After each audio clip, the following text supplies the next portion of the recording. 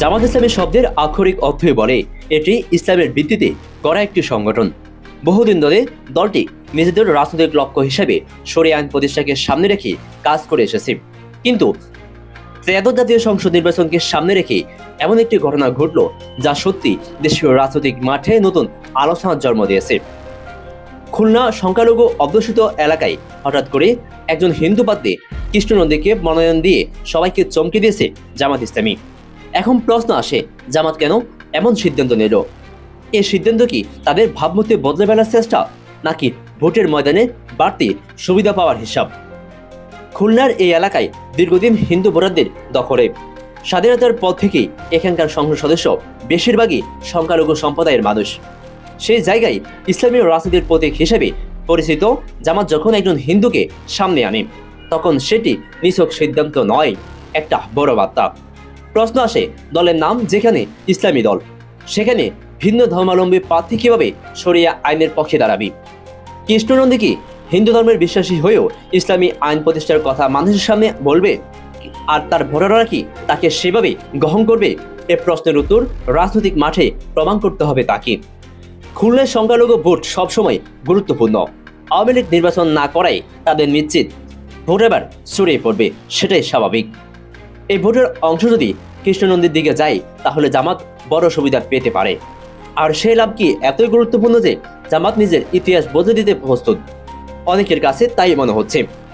যাই হোক, একটি বিষয় পরিষ্কার, জামাত এবার খুব হিসাব করে খেলছে, পরিবর্তনের বার্তা দিচ্ছে, আবার ভোটের কথাও মাথায় রাখছে। এর সিদ্ধান্ত কতটা সফল হবে তা এখন বলা কঠিন। ভোটাররা কিভাবে নেবে, সংখ্যালঘুরা সত্যি কতটা আস্থা রাখবে, এসবই সময়ের বিস্তার। জানা যায়, কৃষ্ণ নন্দী 2003 সালে জামাতের সদস্য হন। তখন কেউ বিষয়টি গুরুত্ব দেয়নি। আওয়ামী লীগ সরকারের দীর্ঘ শাসন আমলেই জামাতের হিন্দু কর্মীরা আলোচনায় আসেনি। এবার পরিস্থিতি পাল্টেছে, আওয়ামী লীগ নেই নির্বাচনের মাঠে, ফলে সংখ্যালঘু ভোটের বড় একটি অংশ এখন ভাসমান। ঠিক এ সময় কৃষ্ণ নন্দীকে প্রার্থী করা অন্যভাবে দেখা না গেলে ভুল হবে। তবে সমালোচকদের মতে বিষয়টি এত সহজ নয়।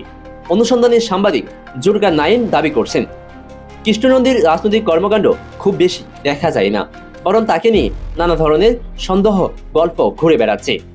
ভারতীয় বিশেষ একটি সংস্থার সঙ্গে যোগাযোগ, ওয়ার্ল্ড হিন্দু স্ট্রাগলসের সভাপতি শিপন কুমার বসুর সঙ্গে ঘনিষ্ঠতা, এসব অভিযোগও সামাজিক মাধ্যমে ছড়িয়েছে।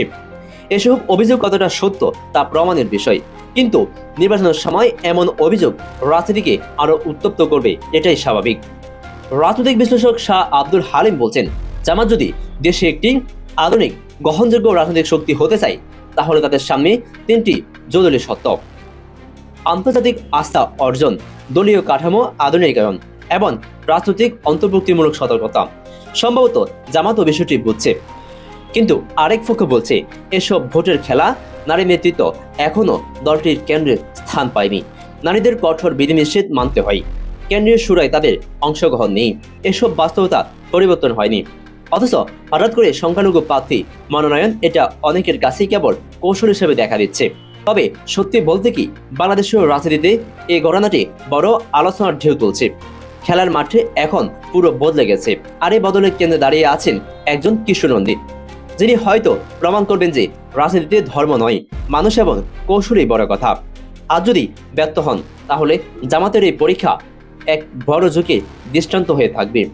সময় এখন অপেক্ষা করছে, এর সিদ্ধান্ত ইতিহাস গড়বে নাকি ভুল প্রমাণিত হবে।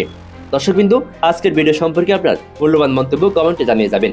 আর এই চ্যানেলে নতুন হয়ে থাকলে সাবস্ক্রাইব করে আমাদের সাথে থাকবেন। ধন্যবাদ।